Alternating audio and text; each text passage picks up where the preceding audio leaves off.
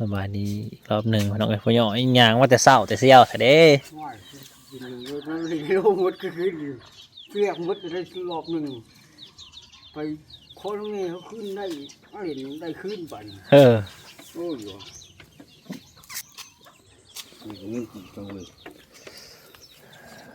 ทอน5,000บอกเลยจะคิดหมดเลยเขาโทษมันนั่นให้เขาขนมกันโอ้งัวเขางัวห้าวที่ตัวการใครออกมาจากงัวน้อยเลยหลอกอีก มันก็ออกของมันนั่นกูมือใช่หนึ่งเลยปีนี้โตแล้วบ่ดิปีนี้เอาเขาแล้วบ่ดิเขาไปกินแล้วเสนีแล้วจะไปเป็นอีต่ออีกปีนี้โตเยอะเขาแล้วบ่ดิจักโลเอาก็1,000เลยเนี่ยได้อีกเพื่อนที่มาให้เราจะทานเลยละบ่ดิไปหาอีกมื้อนี้นะมาครับเนาะยังยาเลยบ่ดิได้จักโลเลยครับขายขึ้นเลยครับ10 โลได้จักพัน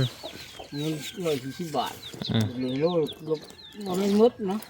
เงิน20 บาทไปโคขึ้นไม่เขาเห็นขึ้นได้อีกจังนะถ้าเรามดเลยไม่เขาเลยแกแม่งก็บ่ได้มาใส่หนีเขาซับโอ้โหโอ้ยโอ้โหดับทำไมต้องไปกับทำคนโป่งโลเลยตื่นแต่เช้าแท้มื้อนี้แต่เก่าคือบ่เห็นตื่นมันยังรับทับบ่ได้นอนซับโอ้ยมาแล้วมันรวบมันตีกับมันรับด้วยนะ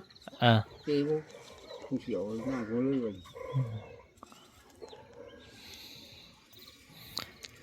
กอกเนี่ยเหล่าบ่ได้เนี่ยเหล่ามันให้ดีอยู่เอาแต่เช้าแต่เสี้ยวแท้จับมันให้มันให้ดีซะหน่อย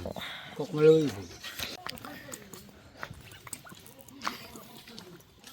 ย่อยก็มาเส้นเขาน้ำใส่หนีแล้วก็มาเส้นเขาต่อแล้วอย่าเรายามเรามีเราก็จะมาหายดอกลงมาหมึกม่วงก่อนไปหน่อยอากาศเย็นจ่อยๆเลยไหมน้ำหมอกหน่อยมึงดูน้ำหมอกหน่อยเป็ดลง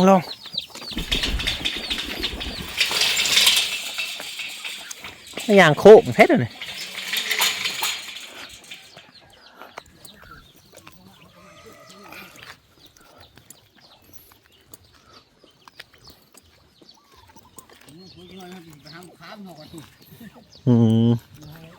ไปเขาเมื่อละเพื่อจะได้1เขาก็ต้องมาเพิ่งเติบ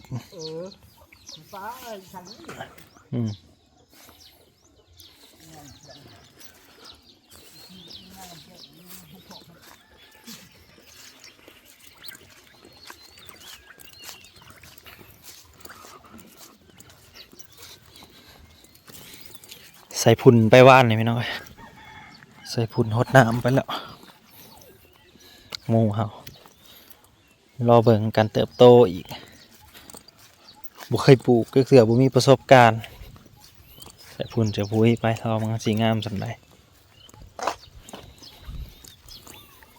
เดี๋ยวค่ะเขาว่ามันก็โอเคอยู่มึงนะน้ำหมอกโอ้หมอกลงอันนี้มันหมักได้หมักโมไปหน่อยคักมันยังแล้ว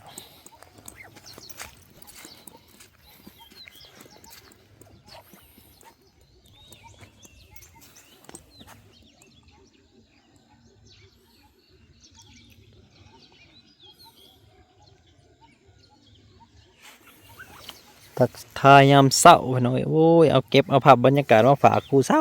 าได้กูได้ตื่นช่วยแต่ละมือนะพี่น้องเว้ยตื่นมาแต่เศร้าเลยได้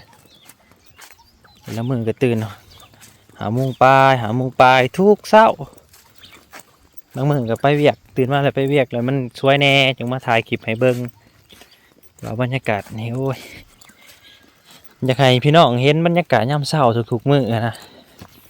จนแบบว่าตื่นมาอะไรอยากให้เบิ้งคลิปเฮาเลยเห็นดิเดี๋ยวคือแบบได้อยู่น้ำเฮานะแบบได้สูดอากาศบริสุทธิ์นะแบบประมาณนั้นกำลังลามเครือแตงโมให้เทิงนี่งามให้เทิงงาม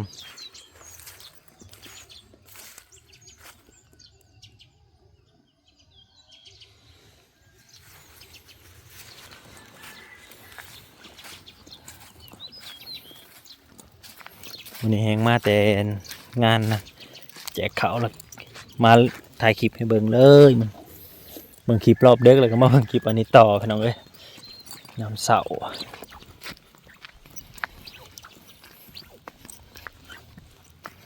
จ่อยก็เมื่อเราหิวข้าวเมื่อไรนี่แหละล่ะกะ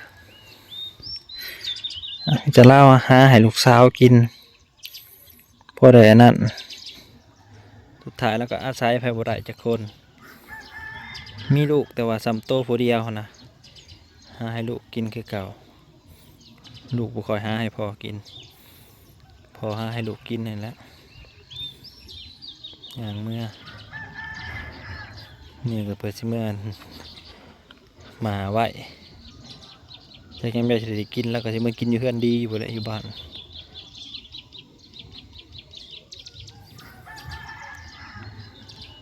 ต้นยางไงดอนหอหน่อยทางที่มันไกลใช่ไหมไกลกับเทียงหน้าพ่อหน่อยคนละภาคหวยนี่ก็ต้นยางใหญ่นะเบิ่งที่ซุ่มให้เบิ่งสุดไปเลย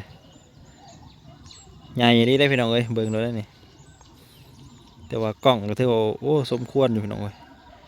ระยะสำนีซุ่มเสย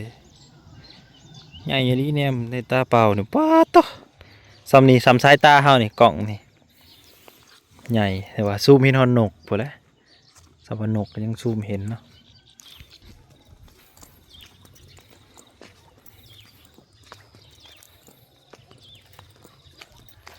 เย็นสบายไปน้องเลยเย็นสบายเย็นสบายรู้สึกว่าลมขึ้นเทิงเลยมันสิฮอดได้บ่นี่เบิ่งลมมันปิวแฟมไปแวมลมมาหาเฮาพี่เลยลมมาแล้วเด้อลมมาแต่ทางพูนแต่ว่าว่าวยังบ่ลงลมบนยังลงยังพัดลงปุ่นอยู่แต่ว่าลมวันนี้พัดกลับมาแล้วนี่มันสิหอนแล้ววันนี้ไปหน่อยเตรียมหอนโลด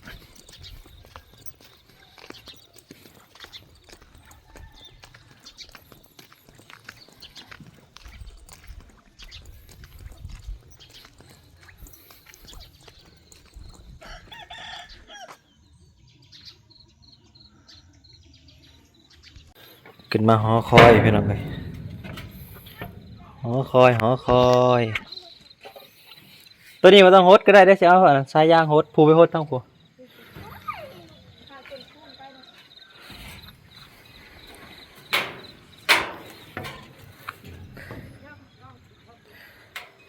นั่นแหละบรรยากาศพี่น้องเลยอากาศดีโอ้ยขึ้นมาโลดนะทันใจกันเลยแน่อย่าสั่น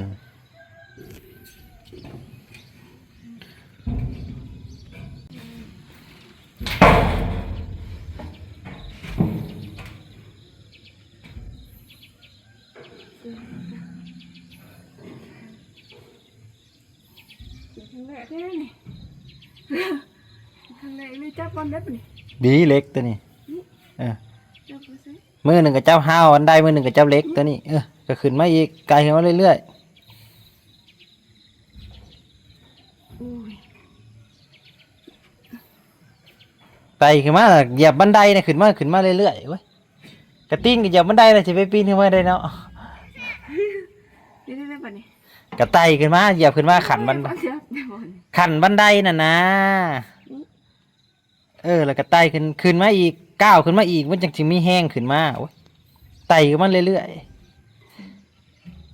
ๆไตขึ้นมาอีกขันบันไดน่ะขันบันไดน่ะขึ้นมาอีกก้าวขึ้นมาอีกขันหนึ่งโอ้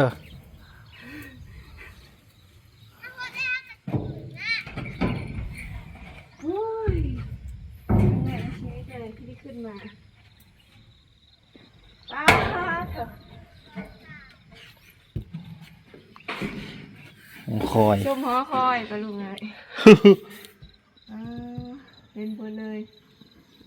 ไปมาให้ปอกเจ๊ได้ ประมาณตึก3 ชั้นสันนี่ เนาะ ตึกประมาณ3 ชั้น ป้าใจเป็นสั่นโด ลงในบ้านนี่ โอ้ลงได้ลงบ่ได้ก็อยู่นี่แล้วลงก็เห็นยัง มันน้ำในห้องน่ะมันบริหารอยู่เลยนะ บ่ฮ้อนจักน้ำลายอะไรเนี่ย น้ำบ่มีสำมัน นี่อยู่จังละ กระชุ่มเตือ ตัวละเสียวเริ่มไหลนะพี่น้อง สลายเซลล์มีส่วนข้าวโพดไป คอยชมวิวป้าดพี่น้องคักอะไรได้ชมวิว ไปเสื้อผ้าเขาก็ตื่น ผมก็ดึงดุงตุงอยู่ขึ้นว่า ย่านตกเก็บพวกให้ อ่า เหยียบบ่เดียวกันที่พวกเป็นแมงที่โทษ จะเป็นยังไงทางมันก็เสื่อมให้ดีอยู่นะ มันแท้เห็ดกว้างกว่านี้เนาะ มันยังได้กว้างกว่านี้อยู่ แล้วมันขึ้นมาเนี่ย โอ้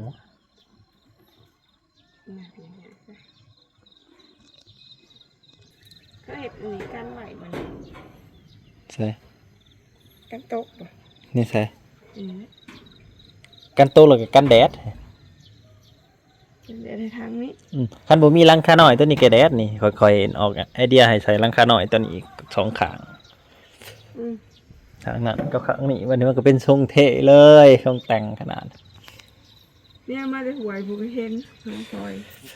ทางน้ำ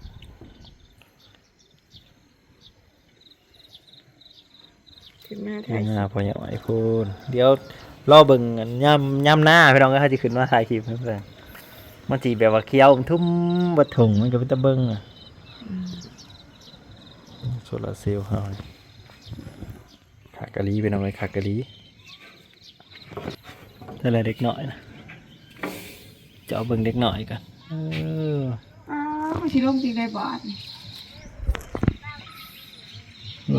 เงินนักษาหดสวน พวกชิลงแบบใดบ้าง ขอบคุณหลายๆเด้อพี่น้องที่เขามาหับส้มน้ำกันขอบคุณเบอร์สุขุทุกคนเนาะ